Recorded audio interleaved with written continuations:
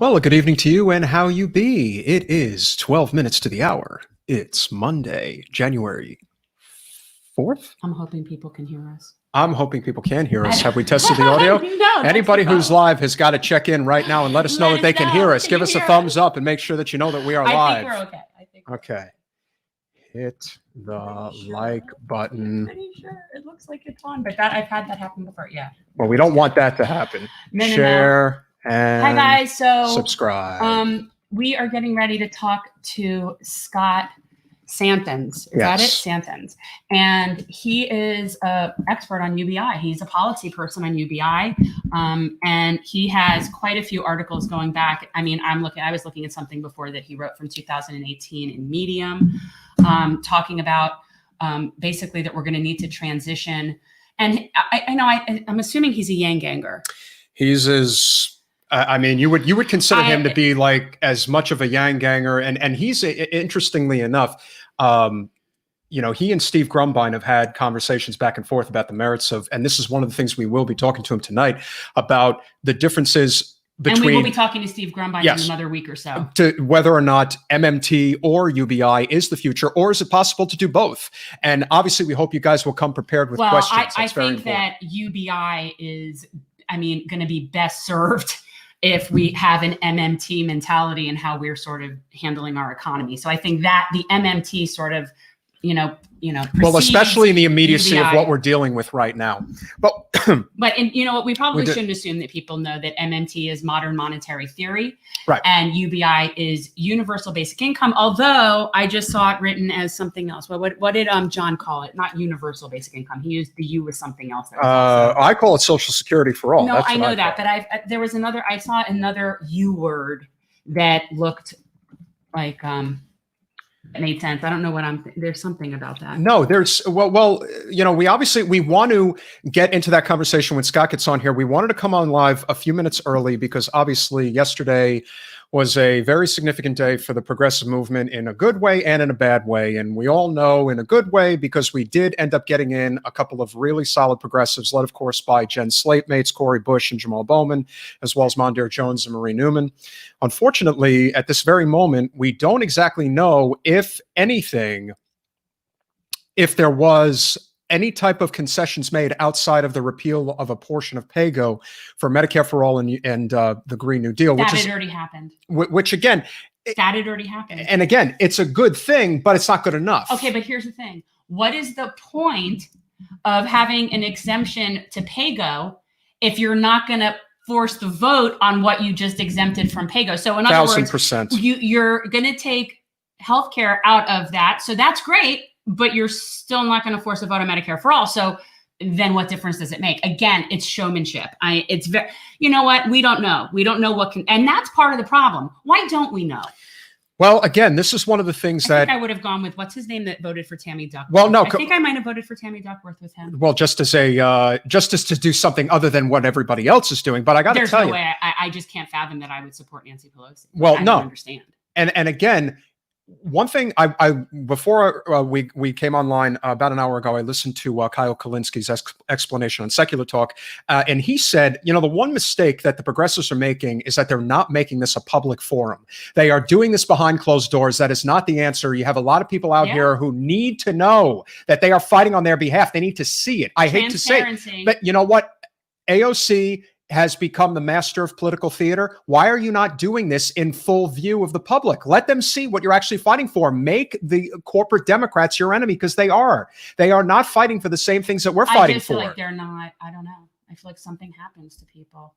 Like they turn into pod people when they get in there. It's like something out of like Body Snatchers. No, I think that there's something that they hang over their head. Jen had, well, you had mentioned the other day about federal dollars and whether or not that has an impact. Well, okay, but then here's the thing. But then you be transparent about it. So then if that's what it is, then fine. That's what I've said all along. If somebody, if doing that or what you're voting for is being tied to something else, fine, then let us know. Who is to say that something like that is not becoming a major component right now as to whether or not, we're dealing with a real big situation that no one really understands. It's like you come to DC and then all of a sudden, hands tied behind your back. I can't do anything.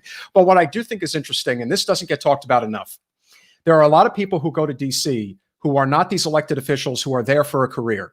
And they also will not rock the boat because the only thing they're thinking about is, I want to work in DC for the next 30 years. And if I piss off the wrong people, I will literally be kicked out of town. And that is something that I think a number of these, whether you want to say chief of staff or whoever it is that may be on their staff, is putting pressure on them to say, I got a wife and kids, I got a husband and kids, I've got bills to pay, I've got a mortgage, I can't take a chance. Find a more secure line of work. That I don't disagree with you, but I'm telling you that we've been to the events in Orlando here for the state, and you see how the people who are in their early 20s are showing up there. They're looking for a job. They're not really there looking to. I mean, we've got a whole bunch of like politicos in this county that they just basically are like sycophants for the party just to get whatever. Yeah, that's what they're all about. They have no concept of policy. No, they do. Well, I don't know if it's that. I think that, and this is the thing. I agree, Mallory. And it could be, look, it could be nothing happened. It could be they just weren't there at the moment when their names were called. It could be that they were posturing. It could be that maybe there were concessions that they got between. You're right. We don't know. And that's the problem. Yeah. The problem is that we don't know. And it shouldn't be a secret. Again, these are our employees having a staff meeting without us. So I don't understand how, like, we're even debating how that could be, why that should, of course we should know that. No, we should know that. And we're also in a situation right now where we are being left in the dark. And there's also this major fight that's happening right now. You know, you can call it what you want to call it, but there is a lot of dissension amongst the ranks about whether or not force the vote was a good idea. Jen and I both think it was a good idea. Unfortunately, it was not handled well. And one of the people who was leading it, unfortunately, was dividing. And there's also a lot of other people involved as well that were, you know, being dishonest actors in the movement. If we're ever going to get to Medicare for all, people really need to check their egos at the door. They have to put their differences aside. There is no hierarchy, if you will. There's no like one leader out there, or I hate to say, because I'm not the biggest Lord of the Rings fan, but it's like one ring to rule them all. The truth of the matter is, the only person who I see who could actually lead this movement, and I mean really lead it, is the lady who will be bringing on Thursday night, Nina Turner. She's the lead. Coming on our live stream Thursday night. As I like to say, she's the one. And if there's anybody who can bring everybody together, she's the one. And so that's why getting her elected is of immense importance. That's a priority. Now, I will say this, you know, tomorrow, what is your assessment on tomorrow? Like, what do you right now feel Are you talking about Georgia? Yeah, I mean, I still maintain that you have to get rid of Mitch McConnell. Well, yeah, I mean, ideally, I think I could come up with better ways to get rid of Mitch McConnell. But I've had thoughts. But you know, I honestly, with what happened in the House, this is bittersweet anyway. Because I made a post about this yesterday. It's, if our House is going to be led by a feckless corporate whore, then what difference does it make if our Senate if we have a majority in the Senate? And what is that? A majority of what?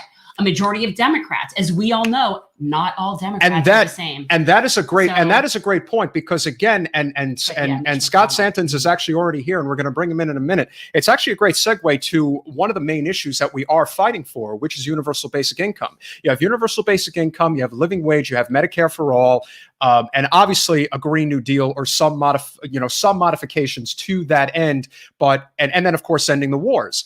But that, you would say, is probably like our progressive Pentagon. I would say that our basically we believe that human beings have a basic standard of dignity of life that they are entitled to. Yes. And that as a civilization, that we need to have what we consider to be our baseline of existence, and that we need to do whatever we can to get people to that baseline. And so to me, I've always looked at UBI as a tool for that. I know that there's a lot of criticism regarding that from the left in terms of, is that just, you know, a way to get rid of other sort of, you know, entitlements that they call entitlements. But to me, it's a tool. And right now, I think we could really use that tool. And that in itself is why having Pelosi again as speaker is so detrimental, because, you know, she's not going to be fighting for universal basic income in any capacity. But what we do have are a number of people in the progressive movement, led, of course, by Andrew Yang, who is running for a mayor of New York City, who I think is going to shine an even brighter light on this immense need right now. And we are obviously very pleased to bring in our guest, Scott Santens. Scott, thank you so much for joining us. And, you know, obviously a lot of people, I think right now after yesterday, are looking for alternative ways to build this movement outside of electoral politics. And I think universal basic income, in lieu of everything that's been going on, really has to take an even bigger spotlight. It needs to have a bigger light on it that it didn't have previously, because the evictions problems, obviously people not being able to work right now, COVID is not getting better. And obviously, if you see what's going on here in Florida, they are completely bungling the process of getting people the vaccines. So with that said, please introduce yourselves. Introduce yourself. Tell everybody about, what your background is. It seems that you had. I was going to say, take a breath. Yeah, I know. Take a breath. I was going to say, hi, Scott. I'm Jen. Nice to meet you. Hi, Jen. It's nice to meet you too. How's it going? Good, good. I'm here in New Orleans. Are you from there, or are you just there now? I've been living here since 2009, so it's the longest place I've ever lived in.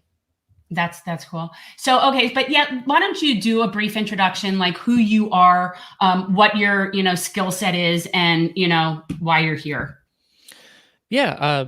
So I got into the idea of basic income back in 2013, and this was really before there was any much discussion.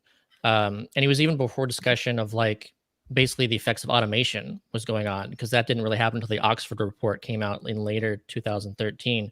But I came in through that angle of thinking about the future, and just the fact that people weren't talking about automation and what that meant and what we should do as a result of that. How do you actually make automation work for all of us instead of actually leaving a lot of people worse off and only some people, much wealthier? And that idea brought me to basic income, and I wasn't really familiar with it. So, I dove into the history. I learned that, how close we were, that Nixon had proposed a version as guaranteed income back in the 70s. I didn't know about the experiments that had taken place across the US about that, or any of the experiments in Canada, or any of the experiments elsewhere around the world since then. So I was just fascinated learning about all of that. And also just about, learning about the way that our existing safety nets work. I had made all sorts of assumptions about how the safety net worked, and really learning more about that really just drove it home even more about how important this is, not just as a automation kind of future kind of thing, but as this is something we really need right now, and we should have done it decades ago, if not centuries ago. And I crowdfunded my own basic income actually starting in 2016. So I've been living with this feeling of economic security for years now. And, having this monthly floor enables me to, focus on what it is that I feel that I should be focusing on. I can focus on the writing that I want to do. I can focus on podcasting. I can focus on really just whatever I feel is most important. And it allows me to do that. And I don't have to worry about coming up with, money for the basics, because that is something I can count on every month. And that feeling of economic security is really something that it's hard to describe to people who don't have that feeling. You don't know how security really feels like until you feel it. So when you say you did a crowdsourcing for yours, what's your background there? Do you have an economics background? Where did, when you first got into this, what were you doing? Yeah, so my background is really just as a self-employed, entrepreneur. Let's say I tasted the freelance market, my whole adult life. So, I didn't have any kind of even healthcare until Obamacare, happened. And so, it's I've been living this feeling of being outside the safety net for my entire adult life. So I think that's probably also why it made sense to me as well. But yeah, my background is actually psychology. That was what I got my degree in. And that's also why basic income appeals to me from a human behavioral perspective. How is it that people behave? How does it change the way that we think and react and treat each other once we have economic security? That really interests me. I know that you're probably aware that one of the biggest criticisms of UBI is that, well, then people aren't going to want to work. Everyone is just going to sit around and just be unproductive and just live on their, $1,200 a month or whatever it is. And And I know that to be ridiculous, but that is one of those things that people say. And I'm curious if you have been able to sort of like in any way quantify what you're talking about in terms of your ability to really be productive and serve in your best capacity and have the freedom to do that when you have a certain amount of security. Like the levels of entrepreneurship, the levels of business opportunities for people to take are massive when they have a safety net. But how does those positives, is there a way to show that versus now people are just going to decide to not work? Yeah, there's just so much around this discussion of work, and it certainly is one of the biggest responses to it. And it's funny because it's like we never ask about, oh my gosh, what happens if people inherit money from their rich parents? What are they going to work? What do we do about all these? We should worry kids? about that because a lot of those kids and the trust fund kids are obnoxious and they actually should be working. So, maybe we should start that discussion. Yeah. So, but at the same time, we know that if we look at like entrepreneurs, that those who actually become entrepreneurs are most likely those who had money. And like, if you come from money, you are far more likely to do that. And so it's like, are they special? Are they born with some kind of entrepreneur gene? Well, of course not. They're just born and they have more resources. So they're able to use those resources. Yeah. It's like so many people have ideas that they want to do, but they're prevented from those ideas and they have to, go into the labor market. And because they don't have a basic income, they have to accept whatever wage is on offer, no matter how low it is, because low is better than nothing. But, when it comes to the data, like it's really been well researched because it is the thing that we care most about is seemingly. And so like in the 70s, when we did those experiments, that was the only thing we looked at. So it was unfortunate that we didn't take that opportunity to even look at, effects on health, effects on trust, and effects on, all these other things we can look at and have looked at since. But then we only looked at work. And what we did find is that really the biggest impact is that mothers of newborns actually essentially use it as paid maternity leave.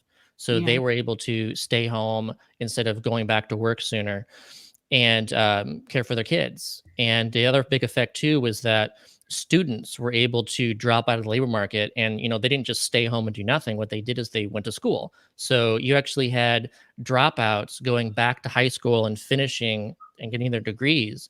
You had students who had graduated from high school who went to college because they had that ability, whereas before they would have had to work in order to get income for the household. So those were the two biggest impacts of the work reductions. And it's like, those aren't work reductions. Those are shifting work to a different form. And of course, it's not, the only work is not paid work that we know is employment. There's lots of other kinds of work too. And two of them are being a student and being a mom and a care worker. Yeah. We know that in this country, we don't value that as work. That's something when I hear things like that, I automatically start thinking about like Scandinavia and the entire paradigm shift of what if you actually valued people for what they want to contribute and what they contribute in their best way? Like, what if we did that? But we prefer to keep people as drones and just working into a system that they can't afford to live in. It's just, it's easier that way to keep everybody in line. That's what I think. Yeah. I think it's easier to keep everyone in line. Yeah, no, it really, there's this, if someone were to ask me, why don't we have basic income, even though like we've had all these experiments, even though like we know that it works well, why we don't have it, I really think it's a power issue. It's a, like one of the best kind of summaries was actually from the chair of the Senate Finance Committee that prevented guaranteed income from passing through the Senate, even though it was passed through the House twice back under Nixon. And his question was, who will press my shirts? And so, this is like, if you guaranteed income to people, especially in the South, then how is he going to get the work done at the price he wants to pay? If people don't have to be coerced to do it for low pay. Like, it's really a mechanism of maintaining a, slave labor of wage slavery market for people. Yeah. So, in the ideal world, how would that look here? What would UBI, like in a practical sense, what would it look like here? And is there any means testing involved? And, how would that work? Yeah. Just to get into the definition too of UBI, the elements that make up a UBI are that it's fully universal. So it goes to rich and poor alike. It's unconditional, so there's no work requirements attached. You can use it for anything that you want to, and it goes to each individual. It's not targeted to the household. It goes to each member of the household, and it's regularly provided as cash. So those are what make up UBI, and I think each of those elements are very important to a successful optimal UBI. So when he asks, what do I see as being, the way of going about this? It needs to be fully universal. You can't draw a distinction between rich and poor. If you want to claw back from the rich, the best way to do that is through the tax code and by increasing their taxes so that they are not net recipients of the $12,000. So, just like with the stimulus checks that we saw, it was unfortunate. We give it to them, but we just take it back from them. Yeah. Like we shouldn't have drawn a line at $75,000 and said those below get the full 2,000 and those above get less until you get 99,000. You get nothing. We should have just said, okay, if you want to draw a line at 75,000, then let's make sure everyone gets that money now. And then next year when we do taxes, there can be a surtax on income earned in 2020 so that you retroactively pay that clawback back. That's how you create the clawback system, because then you don't exclude anyone that you would otherwise exclude. Yeah, I could see that for sure. And the other thing that I have heard often as criticism is that, does this take away from the incentive to get things like Medicare for all and a living wage? And I've always been a supporter of UBI as, a tool, but not in, that would have to work in conjunction with, to meet universal health care. In order for it to really, and we do need a living wage. Like, I just think that those things have to happen simultaneously.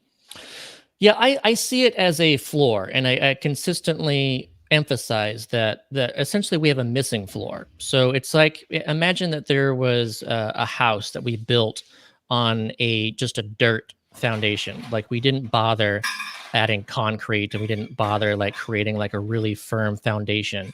Instead, we just built a house on top of dirt, and now there's like cracks in the house, windows are falling out, it's crumbling. And we did that because we built on top of something that wasn't firm. So we have to make sure that there's this foundation underneath it all, so that, everyone always has at least, this amount of money that they can count on, that they know is always going to be there. Because then you not only have that access to resources, so it's like you have that ability to buy food, but also you have that security and that knowing that that's going to be there. So that stability is also very important. And also you've reduced inequality by having that foundation too, which is also really important. Even aside from the fact that having the resources and knowing the resources are going to be there. So all those three elements are very important. And then the stuff you build on top of it makes more sense. So right now we have healthcare. And let's say we only did universal healthcare right now. Well, okay, you do that and that's good. But then also you're treating so many things downstream that you could have prevented upstream by just having those resources and having that security. Yeah. And, so much disease is caused by high stress, chronic stress, diabetes, even, cancer, heart disease. Like, a lot of these things are essentially to some degree the result of not having unconditional economic security. And so once you have healthcare on top of that, we're going to be spending less on that. And that's good, because we have a healthier population. We want that. And the same thing with education. Like, I definitely think that we need a strong public education system, public college on top of this as well. And then what you do is you'll have better outcomes. So just like we've seen this in experiments too, where kids who their parents receive basic income, they do better in school. They go further. They actually do more post-secondary learning. And so, it's like a kid who goes to school on an empty stomach. Sure, it's great that you're providing them public education, but if they're unable to focus on what they're learning, they walk out of there, let's say they get C's or D's, or maybe they don't even pass and they flunk if they do a grade over again. But if their parents would have had economic security, they could have gotten, A's and B's, and they would be learning so much better and so much more, and be more successful in their careers and just in life, having that better education. So there's a missing component. It needs to be there. Yeah, it's funny. No, I was just going to say, we work with an organization down here called Mobile School Pantry, and one of their mantras is full tummies fuel minds. Yeah. And it is true. And the kids who end up sort of labeled and disadvantaged from the beginning, just once you hit that path, that's it. That's it. You're down that road. You are that kid. And it's just, yeah, it's horrible. Yeah. Do you have a good question? Yeah. Okay. Scott, I think the thing about Andrew and what made him so successful is that he really captured the wonky politicos with a great idea. Much like Bernie was able to capture the nation with Medicare for all, Andrew's UBI was really what defined him, and it was smart. He had a plethora of things if you looked at his website, but he hammered that idea and made sure to repeat it over and over again. What is it going to take to make UBI palatable to the MSNBC, CNN, even Fox News crowd, if you will? I personally look at it as just calling it Social Security for all, but maybe you have a better idea that might work in terms of bringing more people into the fold. Or what's worked in other places that is, an easier sell to the more libertarian crowd. Yeah. So there isn't like one, say, most popular way that works with everyone. I think Social Security for all is certainly a way of reaching certain groups of people and explaining that, hey, all this is just, say, Social Security for dropping the age down from 65 to, say, 18 or something. Yeah. Like, that is a helpful way of understanding what this is. But also, Andrew said often that he did do some testing and he found that, freedom dividend worked well, because he's aiming for universality. A dividend works well to understand why everyone should receive it. So that it did the job. But also, I think there's other ways. I prefer referring to it as unconditional basic income, because I do that personally, because unconditional, I think, is the most important element of the elements I described of what it is.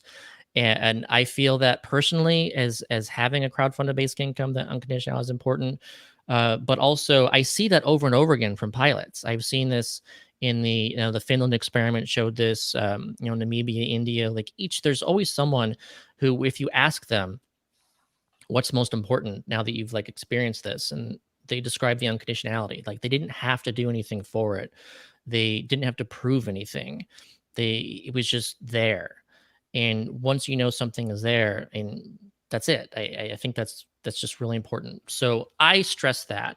But also, if you're going to reach conservatives, I think that they need to understand it as a big national monthly tax rebate, or a refund or a credit. Then you have to talk in taxation terms. They like everything in fiscal taxation terms, and they need to know that somehow they are not personally paying for someone else. They need to see it in a Which, to the credit of the conservative side, they tend to be very policy oriented. I'm not talking about necessarily the elected GOP per se, but in terms of the actual voting blocks, policy is a very important thing. And anytime you can show somebody how it benefits them in their wallet, that's usually how you get their attention.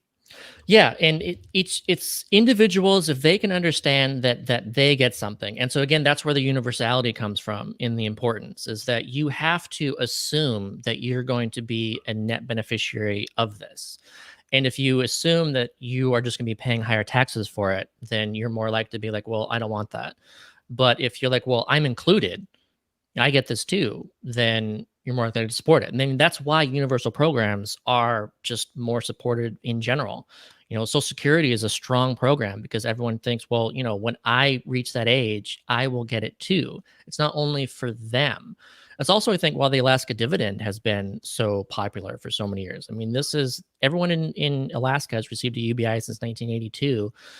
And I don't think it would have been as popular if they had decided back in 1982 to say, oh, it only goes to those earning under $75,000 the previous year. Well, I love the way they premised it there.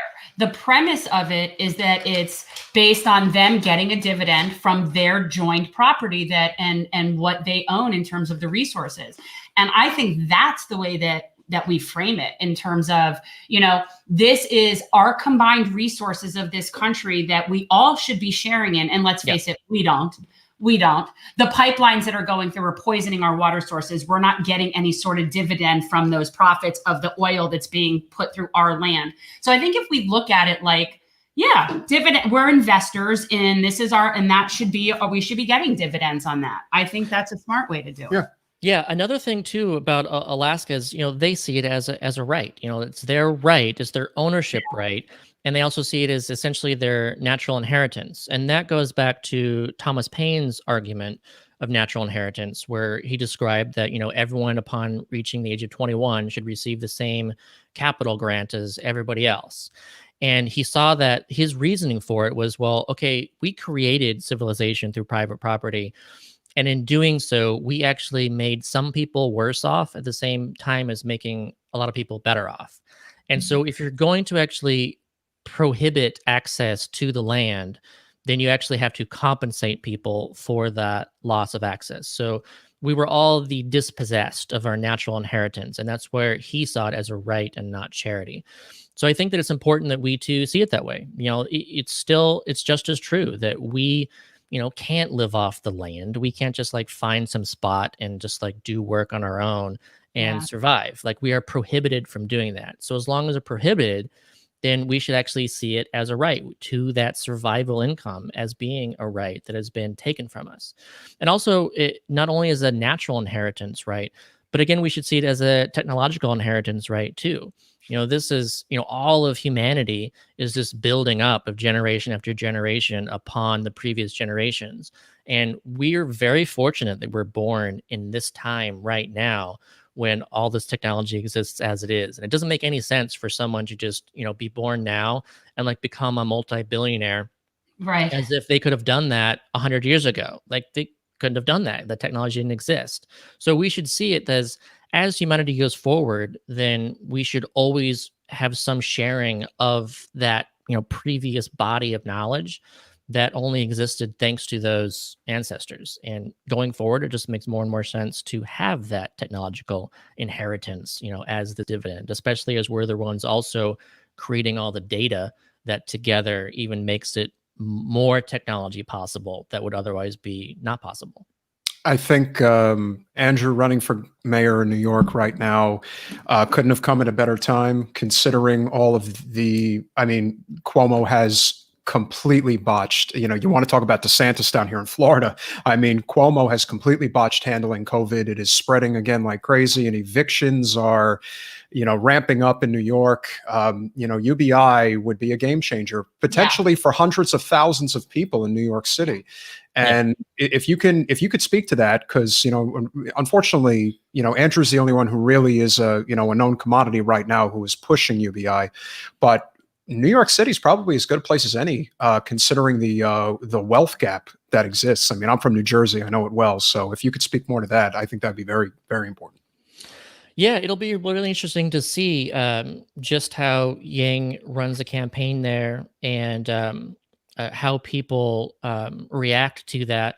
There's definitely a different New York now than there was, like, let's say if Yang had run last year. And you know, suddenly so many people, like you said, they're facing eviction. They've experienced food bank lines. Yeah. And not only that, but they've experienced our safety net for what it is. You know, they've applied for unemployment for the first time. They've discovered that you have to maybe call back for 2 weeks. It may have required that, you know, maybe you actually get like through the process, but then like you're waiting months and you still haven't gotten your first check. Like there's over a million people right now in America who have been unemployed this entire time since March, and have been, you know, waiting since March for their first unemployment check, and they still haven't gotten it. So in New York, there's a lot of people who have experienced all of this for the first time. And I think they're very open in a way that they weren't before to hearing about, oh, I can actually just rely on, say, $1,000 per month going forward. Like that would just change everything. And also, like, there's certainly some really interesting funding opportunities too, or say how to apply taxation in New York in a way that could work really well. And I don't know what Andrew's thinking in regards to just what he's going to announce, and if it's going to be, say, a pilot or even like an actual program for basic income in New York. I don't know, but it is interesting to consider the various means that New York makes possible that maybe be more difficult elsewhere. So let's say, a land value tax, I think would be really interesting to see in New York City, because there's just immense land value that is even, it's being treated as investments from people overseas. And, Yep. where is the tax money for that? How is it that all this public infrastructure and all these investments going in benefit the owners of land instead of, renters? Like, that's another thing about traditional taxation in infrastructure, is that whenever you do that, you're actually kind of hurting renters, because you're going to have the prices go up, and the owners of the property are going to be the windfall beneficiaries. So if you apply a land value tax, which is a tax on the unimproved value of land, so they're not taxed on the buildings or the skyscrapers, they're taxed on the actual value of the land itself, and you do that, on a monthly basis or whatever, then you can actually really make sure that everyone in New York benefits from this vast wealth inequality in New York. Yeah, it's getting dividends off the land in your collective city. And I think that, this is, a lot of times I find it's very frustrating because everybody is so concerned with their rights and nobody's concerned with their responsibilities. And I just think that, people have to realize that we are only better off with a healthy and educated population around us, and that we're not going to have that when our minimum security level is living in the street. Like that's just not going to work in our best interest. And COVID is that's just exacerbating a situation that was already, I think, pathetic. So, I mean, I think if anything, it offers us an opportunity, like what you were saying, to say this is an opportunity for this to really work. Yeah, and another thing too that first of all, I was happy to see it, and also I was very frustrated to see the response to the visible evidence. But the fact that we provided a $1,200 stimulus check back, in April, and that we also did a $600 per week boost to unemployment insurance. That was $2,400 per month for people who were qualified and who got that also through pandemic unemployment assistance. That was for, a new program for gig workers, which was interesting because here we'd ignored them the entire time as being included from the safety net. And suddenly we're like, oh, let's go ahead and get money to them too. It's like, well, great, but like you were ignoring them before. But anyways, all this money, this boost went up to the point where 2 out of 3 of the unemployed were actually seeing an increase in their income, even though they are unemployed. And so you had conservatives who were like, oh, that's wrong. We're paying people not to work. They're not going to back work, blah, blah, blah. The evidence showed that it didn't have that effect, that there was no work disincentive, even with a $2,400 per month boost, that there was no work disincentive. But also that amount of income boosted consumption, and therefore it created jobs and it prevented jobs from being lost that otherwise would have been lost. And so I was upset with the fact that Republicans didn't use that. They didn't say, hey, this is we need to make sure that there are customers. We need to make sure that people have money to be customers. So I say it all the time. They talk about small business and how they love small business and how important small businesses are. Well, if you really do feel that way, then you have to make sure that businesses have customers and that those customers have money to spend. And so that's something that I think that this situation and the pandemic really leads into, is that, look, if we want to, even after the vaccine is out there and is distributed and we consider this kind of over, we still have a recession to get out of that's going to be around for a while unless we invest in the spending that makes it possible to grow out of it. And so that's why you have economists saying, look, we need to spend at least $5 trillion in the next 2 years in order to actually accelerate out of this recession, or else we're going to be, essentially losing that money. So we have to spend that much in order to avoid losing more than that. And so, that's what UBI is. It enables people to spend in the economy, that grows the economy. And we have this, what Yang referred to as a trickle up economy. I like to say it's like it's grow up economics, because it's time for economics to grow up, and that we need to make sure that people have that spending. And that's also anecdotes are so powerful. So I just want to share this real quick anecdote from the Namibia UBI pilot. And so there was a woman there who was very successful. It was the most successful example. The first thing that she did with her first payment was she went out and she got flour, she got yeast, and she made a little makeshift oven, and she started baking these small baked goods for her village. And she succeeded to the point where she earned so much more money on top of her basic income from her new business. And so people will look at that and go, oh, how great it is that she did that. Well, imagine if she'd only gotten a loan. So she would have done the exact same thing, but who would have bought her stuff? No one in her village could have really been able to afford it. The reason she was successful was because she was in a village that had UBI. So then everyone in her village had the money, and they all, wanted her bread, and they were able to pay for her bread. So that's really the thing, is it's not only about making sure that capital gets to the hands of people who want to start businesses and open them, but if we want them to succeed, we have to make sure that they exist in an environment where people have money to spend. Yeah, I mean, we're at that point where capitalism is imploding on itself. And I think that, people look back at FDR and think, oh, that's socialism. When in fact, he was an aristocrat that was saving capitalism from imploding on itself, because you can't build moats wide enough. And at some point, that's what's going to have to happen. I mean, the people can only be hungry for so long before they're going to, I just think it's going to get really ugly. Yeah, I think we got a taste of that. Just looking at what happened with Larry Summers recently, when he spoke down from his ivory tower saying that $2,000 was a bad idea because you would just be going to people who couldn't spend it. I don't think that's the warning shot. I think the warning shot is what happened at Pelosi's house the other day. Oh, did you see that? Oh yeah, that's a great example too. Yeah. If they think if they think people are fooling around, they're lucky that's all that was. Because I just feel bad for the pig. There was a Yeah, so that was interesting about that example too. Is someone actually painted UBI on the garage as well? That's and awesome.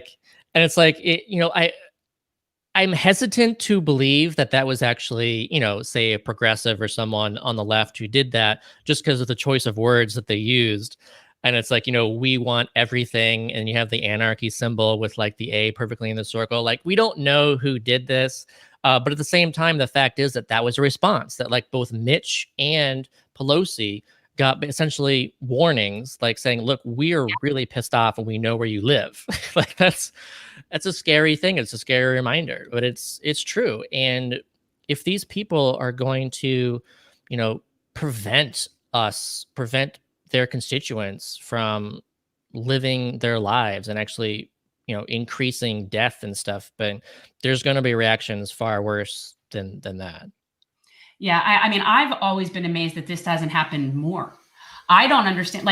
How do these people get a moment's peace in their life? I don't understand how that happens. I think they should have people protesting in front of them when they come out of their house, when they go to their work. I don't understand how they get a moment's peace. Yeah, it's interesting discussion as far as that happened a few times. Just even the last couple of years, where we went through that, oh, how dare you approach someone in a restaurant, and you just don't do that. And it's well, I mean, if they're a public figure and they're a public servant and they're supposed to be listening to people, I just think that it should be there. They should want to do what their constituents are pressuring them to do, so that they aren't bothered in these kinds of ways and that they can live a life. I can imagine someone like Katie Porter is out there worried about people going up to her because, she's not actually being a representative for their interests. She really represents people's interests and is someone I think people are proud of in her district. Yeah. And I think that if you want your peace and quiet, if you want to live your life in a normal way like the rest of us, you have to respond and actually be a representative. Yeah. do your job. I do think that even though force the vote did not happen yesterday, that I think it does set precedent for what could happen in other places. We actually put out on social media that if you really want to force the vote, you should try that in California, because they got pretty close once. And I would think if you keep doing that, it could happen. And I do think ideas like UBI can be done in conjunction with something like Medicare for All, because those are, we've been saying that Medicare for All and UBI are the two most pressing things that this country needs Absolutely. right now. And had we had Medicare for All and UBI, even if, Trump had executive ordered it back in March, this pandemic would have been handled 10 times better than it is now, just by those two policies being implemented, because the people, especially the vulnerable people, I mean, we ended up losing, a good friend in the progressive movement down here because he couldn't afford to stay home. He had to work, and he ended up catching it, and he ended up passing from it. Well, that and the fact that they opened a COVID clinic, a makeshift COVID clinic in his office building, in interior corridors, sharing an elevator with a COVID clinic. Oh, wow. And if we had Medicare for All and normal healthcare options in this country, you wouldn't need a COVID clinic in just some business office. Could you imagine that? I mean, we're living in a country how we got COVID. That should be the sign. It's just that, unfortunately, most people, not everybody, but most people who live comfortably do not care enough about others' plight. They just don't. Yeah. And you can see that in a city like New Orleans, where there are people who live extremely well and people who live extremely impoverished. So it's been like that for decades. And you could probably speak to it more so than we could, but I'm not seeing a lot of that necessarily changing. And I know that something like UBI could. And like I said, the argument that I've heard repeatedly about UBI is this idea that I don't want rich people getting it, or it should, it should be means tested. They do things like that. I think you brought up the perfect solution, which is if it basically becomes a tax. You get it on the back end. Yeah. If you take it on the back end. My apologies for not having the technical term, but that to me is the answer. So like you said, if the cap's at 75,000, okay, great. So even if somebody who's making $1 million a year gets that $1,000 a month, it's not like they're going to keep it anyway. So that to me, I think at this moment, could you speak to what it's like in a city like New Orleans right now? And is there sort of like a brewing, like progressive uprising of sorts that's going on in your neck of the woods? Because Louisiana is a very, very red state, but it's a very working class state. It's very poor. Yes. So I'm curious as to how things are in your neck of the woods. Well, I can't say that there's any kind of uprising, unfortunately. Like there was some protesting of Cedric Richmond because he wasn't really responding to our environmental corridor where people are affected by all the industry, and then of course the people who are most affected are the ones who are lower income, and of course that's mostly African Americans in around that area. So there was some protesting around that, and of course now he's left his seat and he's part of the administration. But as far as New Orleans goes too, like I reached out to the mayor when the Mayors for Guaranteed Income initiative was started up, because I wanted to make sure that she knew about it and that she hopefully joined it, and she did. So the mayor of New Orleans joined the Mayors for Guaranteed Income, and I pitched a pilot, and we're working on that pilot, getting that started. Hopefully, it'll actually start up here in March is the goal. So at least you're seeing these pilots launching in various cities, and New Orleans is one of them. And I think that part of that is this growth in that increased interest is from the fact that we've experienced a year of COVID. We've experienced 2020, and just how many people are falling through these nets. So at least New Orleans is experiencing something from that perspective. But like in general, it's here. I think it's just the same as everywhere, where it's just unfortunate that, we have this K-shaped economy, that existed before COVID, and it certainly, exists to a greater degree now, where a lot of people, like your Larry Summers, are in their own bubbles and they're thinking everything is fine. And they're looking at the various numbers and they're saying, hey, like a lot of people haven't seen income losses, so therefore it's mostly fine. And they're not experiencing how really not fine it is for millions and millions of Americans, and what that means for them specifically, but also for society at large. And I think even with the pandemic, we just didn't reach that point of there being, say, 50% unemployment, and what that means to entire society, and with so many people on the streets. Like, we were able to get by and without like too much. Like, we experienced the riots through the Black Lives Matter protests with George Floyd, and like I feel that was tied into, because there was already this kind of tinder for something like that to really catch fire, but it hasn't caught fire enough. And that's just something that we always need to be asking, as progressives. How do we actually get people into the streets? How do we actually get members of Congress to actually do what they need to do to feel that pressure? Because right now they don't. I mean, we have this system where they're able to be in their gerrymandered safe districts, and they don't care. Like, they don't have to respond. And that's true for conservatives and progressives alike. Is as long as that gerrymandering exists, a problem. How do we get a trial program here? How do we get what you're doing there here? I think the Mayors for Guaranteed Income initiative really provides an opportunity for mayors to do this at the city level. And as I made a point on Twitter and today even, is just saying that any city can actually treat what they're doing from like a cash benchmarking perspective.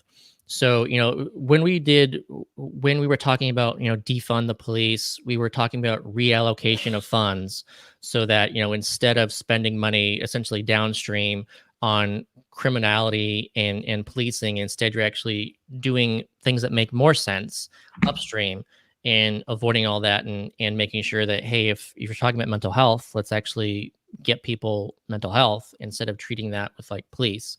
So any city can look at what they're doing, what programs are they doing, and say, let's actually, put some scientific method into this. Let's say we're doing this. Well, let's actually branch this off and say, let's just get people money unconditionally and compare that to what we're doing and see what's different.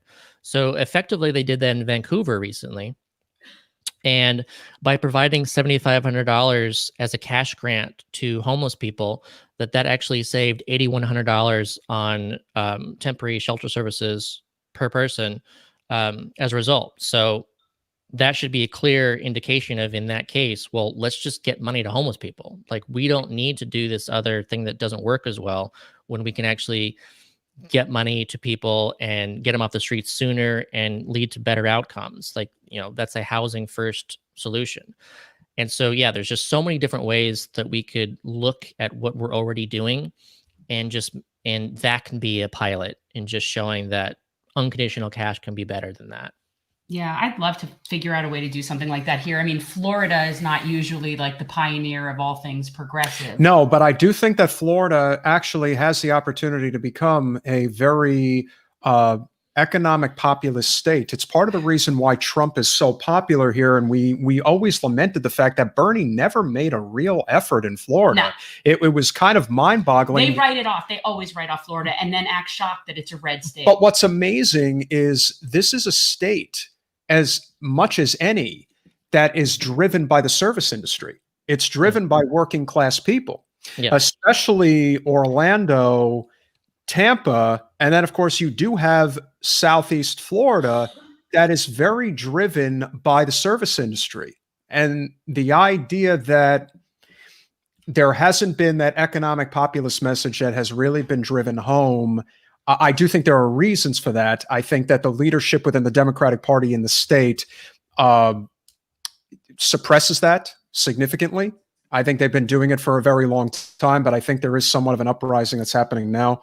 And Here's hoping. somebody, like Jen obviously would advocate for that. And I do think it could happen. I do think in Florida, there are opportunities. I just think people they haven't really tried to do it. But like I said, I do think due to Trump's popularity, it has much more to do with the fact that he really appeals to the working class. And I do think that as long as you have an economic populist message, you can appeal to them. It's not as complicated as people make it out to be.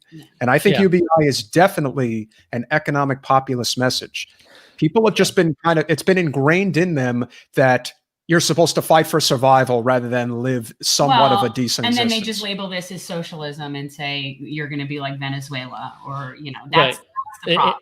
Until someone like Trump says it's not socialism, and then suddenly a lot more people. Like, I loved how Lindsey Graham actually specifically said the other day, "Oh, come on, fellow conservatives, this isn't socialism." It's like, well, yeah, great, thank you, Lindsey, for saying the right thing. I know you only did it because Trump did it. You're a good boy, but that's still good. But yeah, I'm really interested to see what happens in Georgia tomorrow. I think that what happens can really do a lot for the basic income movement, because we know that $2,000 is being pushed hard by Ossoff and Warnock, and we know that Mitch prevented that from happening, and that there's if he loses, like if the entire Republican Senate suddenly becomes the Democratic Senate and it's on Mitch's shoulders because he prevented $2,000 from happening, then I feel that's a political game changer as far as just how much, say, momentum that has, because suddenly politicians all across the country are going to be really thinking about this differently. Like, they're going to be thinking, if I actually get more money to people directly, will I win? And will I lose if I am against that? And that's where you really get these machines of politics actually grind in a way in our favor, as soon as they feel that fear and that opportunity to win elections if they're for this. So I'm really looking forward to hopefully a flip Senate. Mitch McConnell. That's a great seg. Well, that's what I was literally just going to ask. What do you think is going to happen tomorrow in Georgia? And I do think Warnock is clearly, the Reverend is the best candidate by far. I do not like Ossoff. I think he's Pete Buttigieg South, as I like to call him. But he's somebody who could ride the coattails of Warnock, because Perdue and Loeffler, especially Loeffler, they have absolutely no business being in the Senate. Oh, she's just ridiculous. Ridiculous. But I do think that the push for the push for the $2,000 check alone moved the needle so much that even Loeffler and Perdue were starting to say, I think we need to give people $2,000 checks. What do you think is going to happen tomorrow, and what do you think needs to happen? Yeah, so I was just looking at that data earlier today, where there's a 25-point difference as far as people being for or against the 2K as being, how they're going to vote. That's a huge difference, as in so many Republicans there in Georgia really want that $2,000. So I do think that that's enough to do something. Now, we exist in a time where just, it's all tribal, extremely partisan, but maybe it's enough to get that 1 point, 2 points that would have otherwise been the difference, because it's going to be a close race. It's going to be really close. But it is possible that this one issue was enough to put it over. And I hope that's the case. I'm not going to make any guesses, because I just, the polling, I just don't trust it anymore. We just saw what happens when we put more faith in the polls and think that we know what's going to happen, when we have no idea what's going to happen. We just don't know. I hope that there's been enough energizing, that there's been more newly registered voters, that that there's going to be enough, again, this is a runoff too, and so that already is more difficult than an actual election day election. So who knows? I just hope that Georgia flips blue, because getting rid of Mitch Oh my is God. just so important. Somebody has to do some sort of meme or graphic of the house landing on top of him and the munchkins coming out and singing. I mean, we joked about it with like Debbie that it would be like Ding Dong. Oh, yeah, Ding Dong the Mitch is dead. That's great.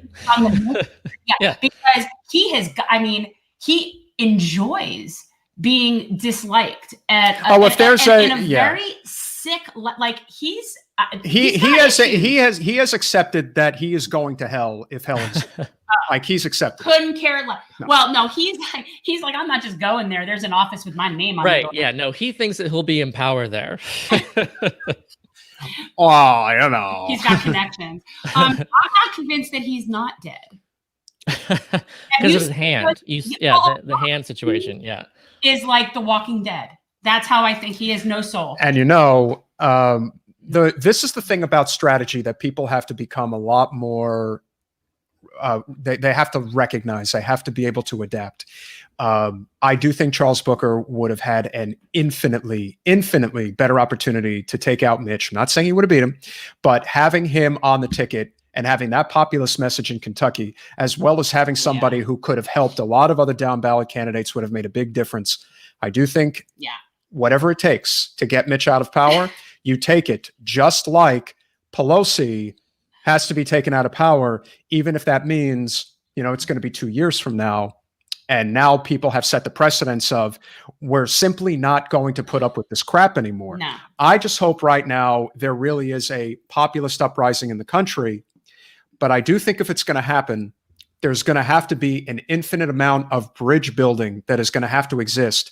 One of the things that made Andrew so popular is that he really was a crossover candidate for somebody who was in some ways just running to get his name out there because Bernie had invested all of his time building his name up and becoming like the primary candidate. And then, of course, we know what the Democratic establishment did to stop him. But Andrew, no question, a lot of his ideas and him himself is the future.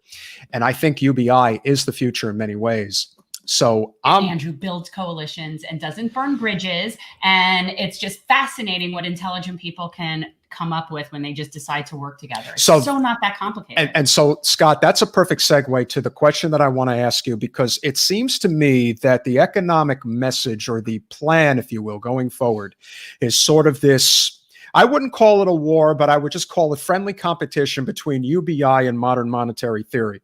And we are going to have Steve Grumbaugh? Yes, but I do not understand how those are apples and oranges. I don't understand what that thing has to do with the other. I would love to hear your opinion about, is there really a difference between MMT and UBI, and can the two coexist, quite frankly?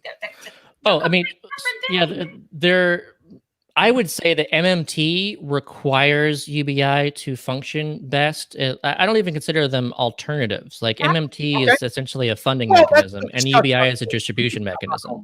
I don't understand how these are completely they're totally, it's apples and oranges. No, but Scott brings up you bring up a great point, which is MMT would function infinitely better with UBI.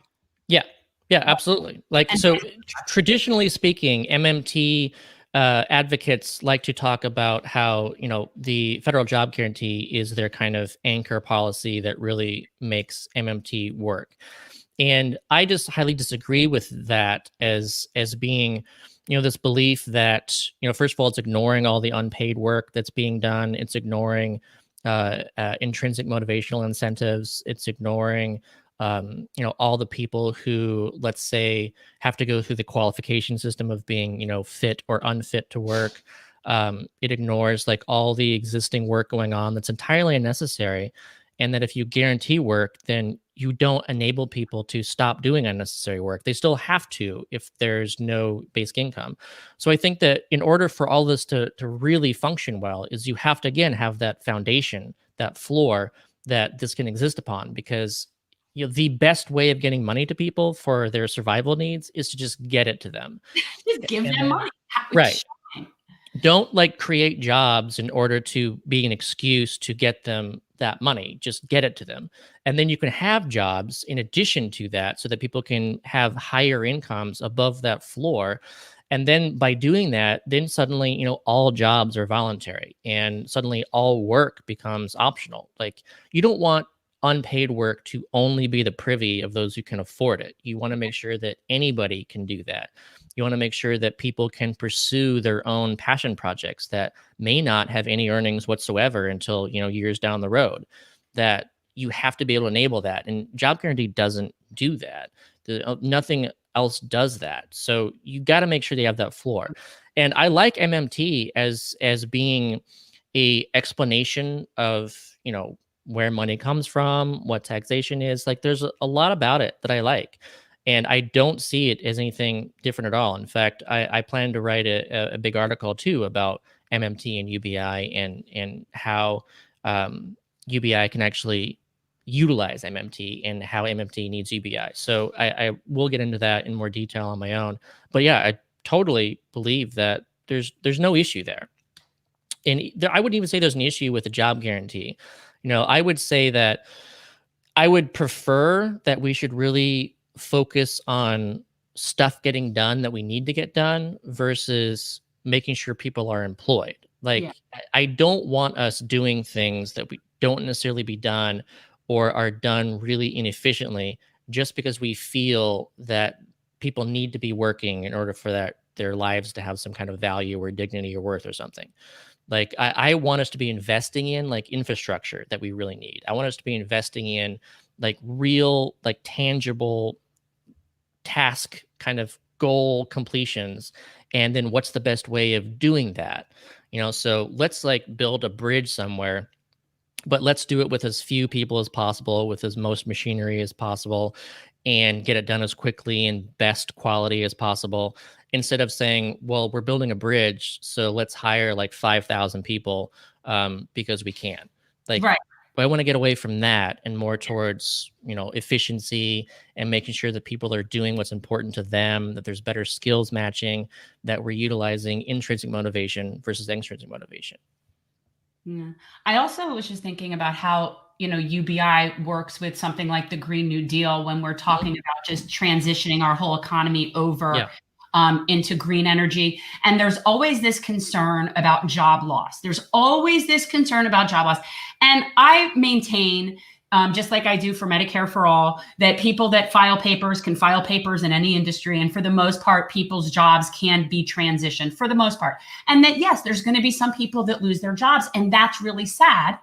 But maybe those people need to find something that they would much rather be doing. And UBI is what would offer them the ability to do that as a transition. And I think those things are really important together.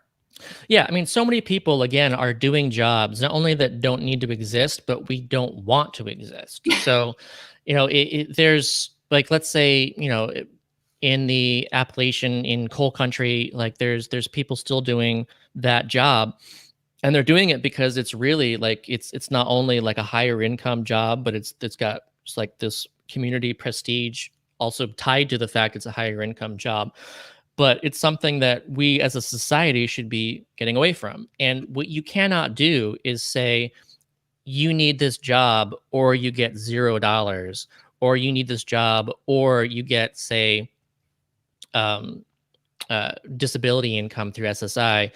In which case, if you're on that, then you have to stay unemployed in order to continue receiving it because you can't earn income and still keep it. Like, we can't have this situation if we're trying to get away and evolve into a more sustainable system. So yeah, you have to, again, have that floor.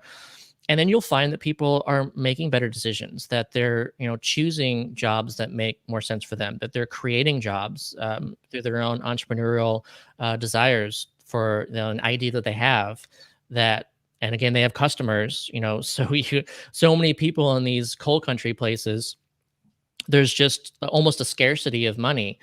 And how are you supposed to create a thriving business, in this area where there's hardly any jobs, and what jobs there are coal jobs or whatever? I think that was one major mistake that Paula Jean made when she ran for Senate in West Virginia. I mean, you want to talk about a state that has been so decimated by, working in the fossil fuel industry, particularly working with coal. If she had been hammering home universal basic income to basically say, you want to know how you get away from having to work in the coal mines? You have UBI to make sure there is a safe and proper transition into a green infrastructure type situation. Could have been statewide. To me, that would have been one of the better scenarios where I think pushing that policy could go a very long way. So I actually do think in the Rust Belt in particular, in the Midwestern part of the United States, more candidates pushing for UBI, especially ones that may be looking to primary corporate Democrats, could probably, catch a lot of fire by really getting behind this, what I believe is one of the 3 or 4 signature issues we have in the country right now.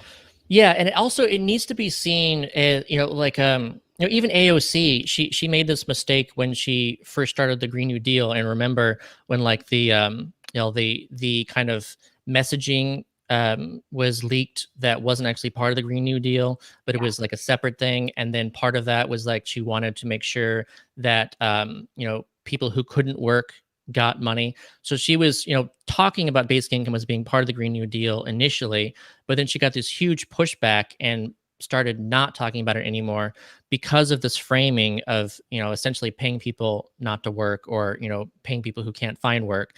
But instead it's like, what you need is you're not paying coal miners money because they lost their jobs and now that's all they have. It's that, again, you're providing them money so that they can find new work, that it's always there, that it can take 6 months or a year or whatever to find something, but they don't have to apply for anything. It's never going to be clawed away so that it's always there in addition to whatever they find. Like, it needs to be seen as like bootstraps for all. Like, you're actually lifting everyone up and enabling them to do more. It's not like this, all they're getting is that, and it's like all they get. There's a difference between a floor and a ceiling. UBI is a floor. It's not at all a ceiling. It's not preventing anyone from anything. It's actually enabling all kinds of things that isn't otherwise possible. I just think people begrudge people happiness. I think that people look at people and say, nobody deserves something for nothing. Everybody should have to work. I had to work. I had to get me mine. You have to work to get you. And that's really what it is we live in this very individual, not collective, nobody cares. And that's the problem. Because really, this is what makes sense. Like, this is what is logical. This is what is reasonable. This is what would create the collective that would make everything better for all of us. And yet, there are people that are arguing about this just because they're hateful, just because they don't like the idea that somebody should be able to exist without toiling away in a coal mine, just because they're a human being. Like, that's really what it is to me, is that people just cannot accept that. I do believe that the message with the right messengers is the key. Politics is really driven by emotion, and that's what gets people to react. I would say, Bernie's biggest flaw as a candidate was that he turned a lot of people off because he wasn't a good presenter. And I do think people like Andrew present much better. And that matters. Bernie comes off curmudgeonly and grumpy because Bernie is curmudgeonly and grumpy. And Andrew is like a breath of fresh air. And that does matter. The presentation does matter. And I'm sure you're going to be keeping an eye as we go forward on the type of candidates that are best suited to not only be running, but to be pushing this message, this economic populist message centered around something like UBI that is going to go very, very far. Scott, we really appreciate you coming on. If you have any final thoughts, if there's a way that people can, view your work. Or are you promoting something? Like, is anything like that? Promote? Absolutely. What I'll end with is, first of all, I encourage people to follow me on Twitter and to definitely go through my pinned tweet, because there's just a whole list of evidence that I think is great for people to know as far as basic income and unconditional cash goes. But aside from that, I just want to mention too that, we've been talking about basic income and Medicare for all its importance. And I think at the same time as we're talking about these ideas, that we also have to talk about the structure that makes these ideas possible. And so again, like, I thought it was really important that Andrew ran on ranked choice voting as part of it. And I think that if we're going to really achieve these important policies that we need, we have to actually create the structures and incentives that enable this to actually get done. So, we need some kind of democracy dollars, democracy voucher, HR1, kind of system that gets not necessarily money out of politics, but gets money into the hands of everyone so that they can actually be part of politics instead of politics being exclusionary and only being for the people who can afford to be a part of it and donate and everything. That's key. We need to create these systems where you don't have these extremists incentivizing to be extremists. Like the fact that we're just seeing right now these, what is it, 153 or 4 members of Congress between the House and Senate who are going to be going against the Electoral College results. Like, they're not doing that because they really believe that. They're doing that because they feel that by siding with Trump, that they're going to maintain that base and that they'll be able to win their elections next time around. Like, it's just purely political. And that would not happen if we had like a ranked choice system where you have to get a full majority, because the full majority is not for what they're doing. Their plurality, the active plurality is for that, and that's their base, and that's what we have to get away from. And so we have to focus on these other things as well. They're not as like sexy or exciting, but they're really, really important to actually achieve what we want to achieve. I don't know. I find ranked choice voting very sexy. And if that's not enough, New York City is going to have ranked choice voting in the mayoral race. So that is going to be very interesting, because I do think there are 2 very solid candidates running for mayor, obviously Andrew and Diana Morales. Maybe they end up teaming up. You never know. I do think that there's an opportunity in New York right now to have this sort of progressive populist uprising. I do. And I think that the UBI message is a winning message, even if people don't know it yet. And as long as we have people like you, Scott, who are working to continue to push that message forward in a way that people can understand and believe in, I think we're on the right track. And we're very grateful that you came on today. Thank you. Happy to be here. And thanks for having the conversation. Same to you, brother. I'm sure we will be in touch. Thank you so much. After his article comes out. Indeed. All righty. Sounds good. All right. Take care. Bye-bye. So I think that was extremely informative. He really has this very like Mark Hamill, Luke Skywalker thing going on for me. Well, he feels he has the Force. He has the Force. He does. I don't know. I thought he was really a cutie poo. I know. He's a good guy. Yeah. Very good guy. And he's definitely, the type of person who I'm sure has regular conversations with Andrew and, in terms of how to really push that message out in New York. And like I said, there's also this nice lady, as Diana Morales, who is more on the DSA side of things. Lauren Ashcraft, Melanie Abrigo, they're supporting Diana. Look, there have always been things like when I've spoken about Andrew Yang, like there's things I agree with him, and there's things that he's 100%. Not, as left as I would want, but it's definitely a good option for that. Oh, 1,000%. He would be an amazingly good option. That's why I hope that's what, well, like I said, that's why coalition building is so important. I think Andrew is great at that. And I think when it's all said and done, I think Andrew and Diana would serve themselves very well by basically saying, whether you vote for me first or you vote for Andrew first, just make sure you vote for us second. Well, right. And that's the best way to handle things with ranked choice voting. Correct. That's the beauty of ranked choice voting. And you can build those coalitions because of ranked choice voting. That's when it becomes a major component. There's no spoiler. It's a great thing. Definitely not. And I do think that UBI, again, a lot of people, I can still remember when Andrew first came out and they were talking, what is this guy nuts? He's going to give free money. He's going to give free money. Oh, he's just going to print money out of the air. That's like Klobuchar, remember at one point says, well, when you've got Andrew offering free money to people, then of course that's popular. But you know what the sad truth is? The sad truth about our politics today and where we are, and because the Democratic Party is so desperate to fight off this populist uprising, Tucker Carlson will have somebody like Andrew Yang on his show to talk about the merits of UBI to millions of people, even if they vote Republican. And he would have them in, and the left would go nuts. But you're never going to see somebody like Chris Hayes have Andrew Yang on to talk about this, or Rachel Maddow, or Anderson Cooper, or dare I say Chris Cuomo. But let me tell you something. Oh my God. I would love to see Chris Cuomo have to interview Andrew Yang. That'll be nice. Because let me tell you something. Bill de Blasio is a douchebag. He is a colossal douchebag. I've never met him. I can tell you that from people that know him.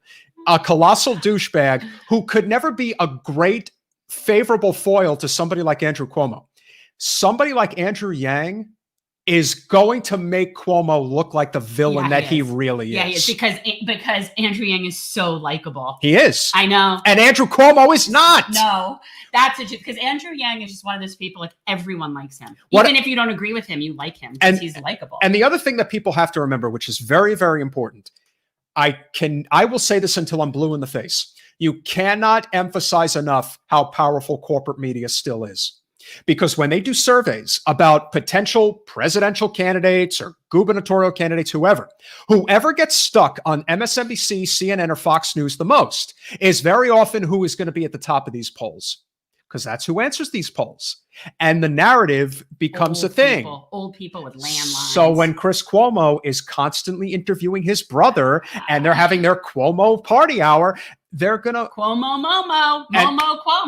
So by nature, they're going to assume that, oh, I guess Andrew Cuomo's okay, so I guess he's a good one. I sort of look at both of them as like a pinnacle of nepotism.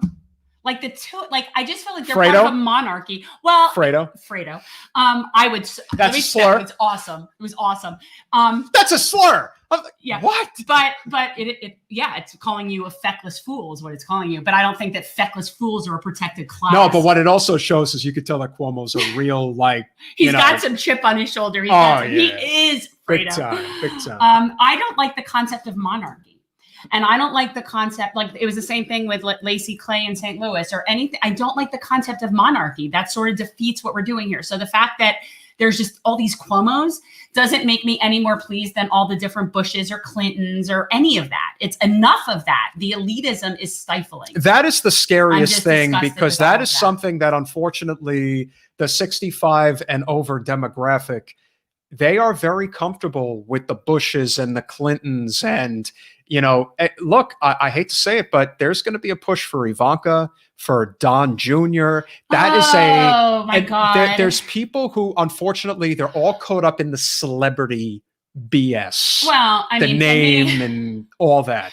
But it's still monarchy. Like, to me, that's just how it feels. 1,000%. I don't like the way it feels. So when you hear Cuomo, it's like, it doesn't. But there are people who still are enamored with the idea of the royal family. Okay. It's the same thing. I do have a weakness for some. So there you go. But not because the royal family, but because of Diana, and so that is why I like William Diana and Harry wasn't and their offspring. Those are anomalies. Which is why I care for her offspring. I don't care about anything that's not her offspring. So that's the thing. That's fair. But it isn't about the concept of royalty. In fact, she was not somebody who was on their hit list. She was on their actual hit list. Oh boy. As the Queen said, off with her head. Yeah. Off with her head. Just as it's a very powerful scene in The Godfather, but when Diane Keaton says to Al Pacino, Michael, senators don't have men killed. Oh, who's being naive, Kay? And it's true. Don't ever ask me about the business. Don't ever ask me about my business. Don't ever ask me about my business.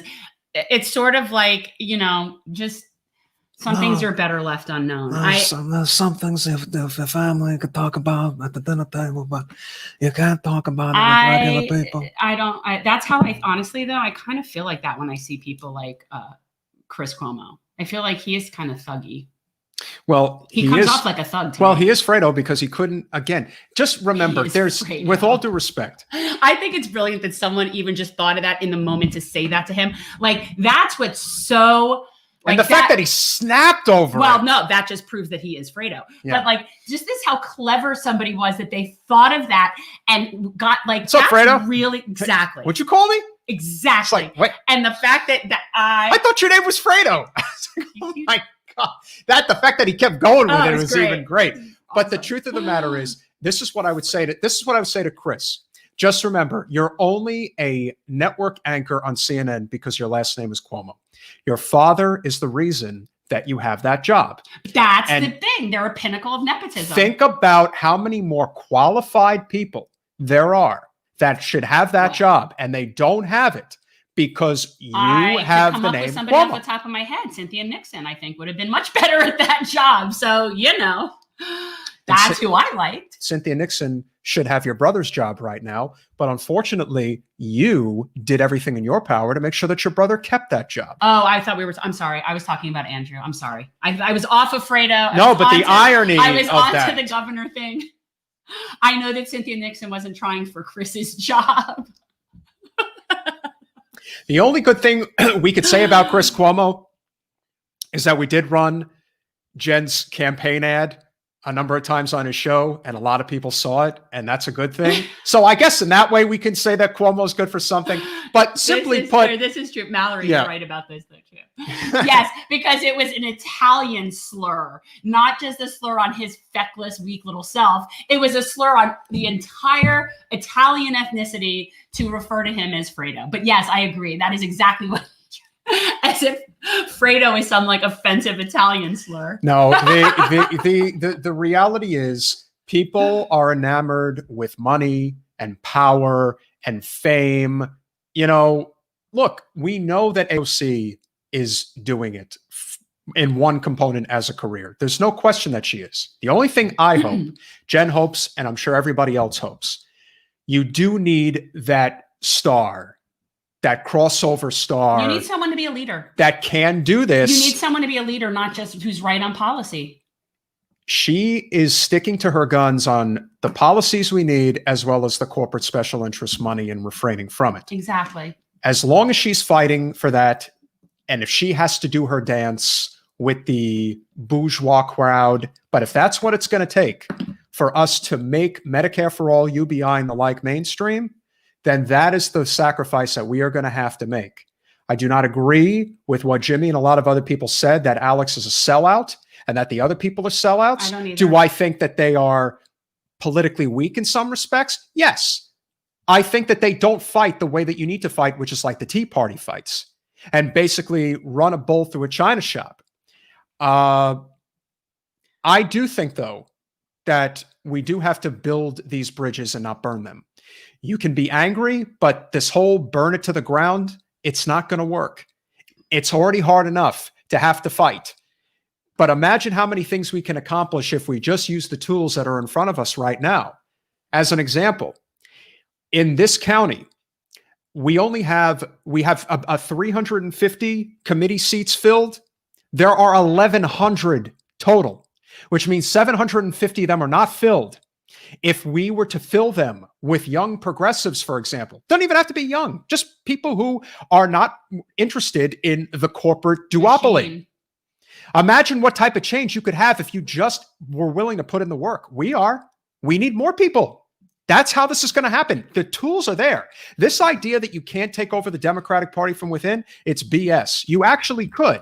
But again, you have to know how to do it. You have to know where to do it. And now is the time to do it. So I hope people recognize that in just 2 short years, think about this. In just 2 short years, what changes have we made? Prior to Alex winning her race against Joe Crowley, no one even thought about primarying corporate Democrats. And now, due to that monumental win, you've got Cori Bush, you've got Mondaire Jones, you've got Jamal Bowman, you've got Maureen Newman, you've got Alexandria Ocasio-Cortez, you have Ilhan Omar, you have, in my opinion, Rashida the best Tlaib. one of them all, Rashida Tlaib. You've also got Ayanna Pressley. It's growing. Imagine what could happen in 2 more years. Yeah, it's growing. Imagine if you And get another know what? 5 in. The problem with calling everybody a sellout who doesn't do it exactly the way you want to do it is that you're not going to get anywhere. Mm-hmm. So I've created this new hashtag called fomenting discourse, because I think discord is okay, but not amongst the people that are fighting for the same things that you're fighting for. And I think that's very counterproductive. And that's just the way it is. It just gives people more. And I will say this from my own personal standpoint, we are going to have to deal with Jimmy at some point because he has a very big following behind him. I think it's getting smaller by the day. I don't know if I agree with that. I'll tell you something else, that I also saw a new phrase for followers that are doorknobs. I think is so funny. But again, I'm not advocating for him. What I am saying, though, is the more we have this infighting, the harder it's going to be to actually get anything done. Yeah. You want to get caught up in this war of words. I do think that Jimmy's ideas and heart is in the right place, but he has no concept whatsoever about how to build bridges, because sometimes you have to swallow your pride, and he doesn't want to do that. We know that there are feckless and, yes, grifters in the movement. But AOC is not one of them. She's not one of them. She's just not. When she starts taking corporate money and she stops talking about Medicare for all, living wage, ending the wars, and so on. Call everybody and their mother a sellout is not going to help us. Yeah. That's, again, it's like, is AOC an upgrade from Joe Crowley?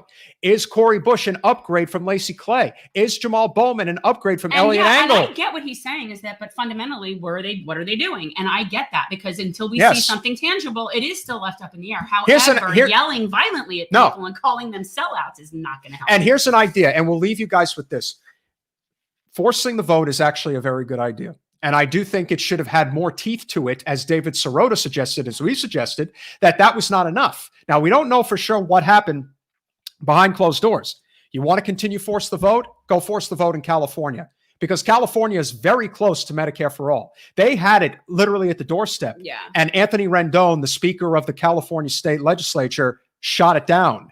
Why don't you put the fight out to there? I'm supportive of it, but I wasn't pushing it. I mean, I honestly didn't think it would do anything. It didn't.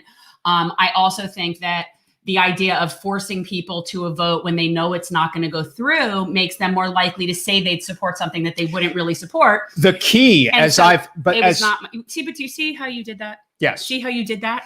Do you see how you did that? So I was never thinking it was that brilliant of an idea. But yeah, I supported it. Sure. I am of the idea that you throw enough shit against the wall, something's going to stick. So I'm not going to ruin someone else's idea. If you think that's going to work, go for it. I personally think that we have an accurate count of who supports it by the people that have already signed on to Pramila Jayapal's bill. So we already know who supports Medicare for all. That's just I still believe that the biggest reason, and apparently the ratings for C-SPAN yesterday were off the charts, which is kind of funny if you think about it. But what I always maintained was the most important reason why force the vote was a great idea is because this needs to be in front of the MSNBC, CNN viewers, front and center, as often as humanly possible. But that's not going to happen. We have to do whatever we can to make it so. And a lot of people are agreeing with it. A lot of people do, again, almost 90%, 9 out of 10 Democrats prefer Medicare for all. Well, I mean, most people support single-payer healthcare. We know that. And we know why it's not happening is we have a completely malfunctioning republic and all of that. But which is why we have to build bridges and not burn them. Yeah. And unfortunately, the person who was effectively leading the force the vote movement had no problem burning bridges. No, it's not the answer. Doesn't care. It's not the answer. No. Have to get past that. We can make this so. And like I said, a lot of people want that to happen. And a lot of them are desperate. People are getting thrown out of their homes. They have no health care. They don't have a job. They have no money. So I don't blame them. You don't blame them. I don't. And I understand the anger. And I have no problem with taking our representatives to task and having them be accountable. I think I say that all the time. So I have no problem with that. I have no problem calling them out. I'm pretty sure I said that Nancy Pelosi sucked ass the other day. And I do think Nancy Pelosi sucks ass. And I have no problem saying that. However, me saying Nancy Pelosi sucks ass is a very different thing than me looking directly at a camera, talking to her and calling her out on all sorts of stuff in a vicious, personal way. Because that's the thing, when it turns personal, now you're not talking about policy. Now you're not talking about progress. You're just getting personal. And when you start directing anger at somebody and talking at them in their face and getting all like that, yes, you don't think it's technically violent, whatever. It's harassing and it is definitely misogynistic. And I am not someone who ever plays the misogyny card because I am not about identity politics. But I'd be highly curious to see if somebody would talk directly like how he spoke directly to Alex in the camera. If somebody would talk directly like that to say Tim Ryan, to anybody that was a man. And with this sense of entitlement, like someone came on your show, so they owe you something. That's no different than a corporate donor calling in a favor. I'll tell you this much. Jimmy would never speak that way to Nina Turner. And Adam, that is a beautiful profile pic, I must say. Yes. For those of you who are still watching as we are about to go off the air. Yeah, we're going. But in case you missed it, Thursday night, Nina Turner will be our special guest. And we are obviously going to talk about what just happened yesterday. We're going to talk about her race. We'll obviously be able to talk about what happened in Georgia. And I am of the mind that Nina is the one, as I always like to say. Because she's a leader. And not She's only that, and I think as important as anything, if Nina gets to Congress, she would take so much pressure off of AOC in terms of having to be responsible as the leader. Nina can take the heat. She is that person. And I'm not saying that Alex isn't capable. She is capable. But she has aspirations of going a lot further than where she is right now. And also, look, let's not discount this key factor. There is an age and an experience factor and a maturity factor. Yes. And, you know, look, I can only speak for myself, but there is a very big difference between the 30-year-old me and the 40-year-old me and the 50-year-old me Sure. has to be, right? So, you know, when you're looking at someone like Alex, I think it's like, look, I want everybody to think back to what you were doing at 28 years old. And if, you know, that was what you were doing. And I know it's hard to believe, but Nina's actually 50. Nina's amazing. And yes, I want to say this to Priyanka. You know what? I agree. We were talking about that earlier. I have no problem with negotiations. They just shouldn't ever be backdoor. I need to know what those are. I want to know what their tangibles are. Personally, I don't think there's any. Personally, I think that it was sort of just a theatrical stunt, just like Pelosi ripping up the paper. Yes. I actually don't think there were anything that they got. They got what they were going to get when they got exemptions from PAYGO, and that already happened. So I don't think that they got anything. I think they wanted to make it look like they were holding out. I'm not thrilled with that, but I personally think it was theater. And yet I do not think that they are sellouts. I don't know what goes on there. None of us do. And you just And I think we have a right to know that. Well, I do think we have a right to know that, but I think as people who understand when somebody is on your, you have to trust when certain people are on your team. Yes. And Cori Bush is on our team. 1000%. And so I know that. I know that Cori Bush is on our team. And I'm very comfortable with that. So, you know, yes, I would like to know what went on. And what they got in return. Like I said, anything, but I honestly don't think they got I know anything. It's really hard to look at how far we've come, especially in the last 2 years, but we've really come a long way. We have. And that is something. We have. People are forgetting that. Like 5 years ago, nobody was talking about Medicare for all on a regular basis. No one was talking about primarying corporate Democrats. No. But now it's expected. Yeah. So we have come, I mean, and I agree. I think and people look at losses instead of looking at the general gradual movement. And I always say that our campaign was part of the movement. It was not just a means to an end. And the more campaigns, the further the movement will get, regardless of every individual person. The fact that you were able to get just under 30% of the vote when we literally had to get indoors 7 months before the election. Yeah. And we were essentially indoors for the duration. Yeah. We were, I mean, completely screwed. And we still managed to put up a really solid fight. Yeah.